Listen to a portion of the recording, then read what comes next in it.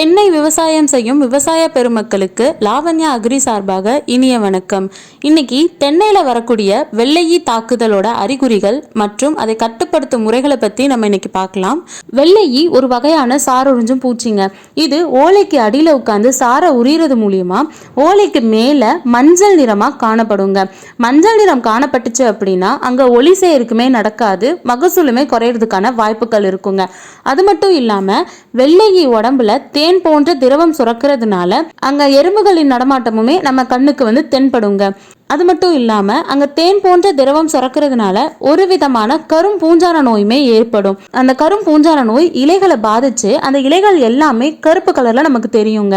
இது மூலியமாவும் ஒளி சேர்க்கை நடக்காம மகசூல் குறையறதுக்கான வாய்ப்புகள் இருக்கு. இதை கட்டுப்படுத்த நீங்க கெமிக்கல் ஸ்ப்ரே பண்ணிருப்பீங்க, ஆனா உங்களுக்கு அது கட்டுப்பாட்டுல இருக்காது. ஏன்னா நீங்க ஸ்ப்ரே பண்ணும்போது பக்கத்து வயலுக்கு ஓடி போயிடுங்க, மறுபடியும் திரும்ப நம்ம வயலுக்கே வந்துருங்க.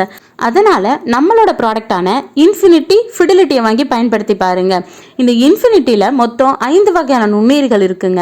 இதனால சாரொழிஞ்சு பூச்சிகள் மட்டும் இல்லாம நூற்புழுக்கள், வண்டுக்கள், இலைத்திணு புழுக்கள், அனைத்து வகையான பூச்சிகளையுமே கட்டுப்படுத்தலாங்க.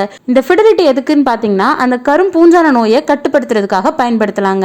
இது கரும் பூஞ்சான நோயை மட்டும் இல்லாம வாடல், அழுகல், கருகல், மேல் சாம்பல், அடிசாம்பல் அனைத்து வகையான நோய்களையுமே கட்டுப்படுத்துங்க. ஒரு ஏக்கருக்கு 2 பேக்கெட்டுங்க.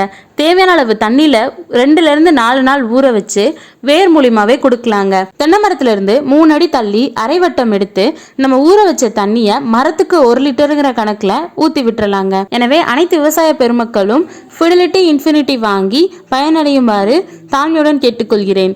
நன்றி. தென்னை வளர்ப்போம், விவசாயம் காப்போம். மேலும் விவரங்களுக்கு 6385599929.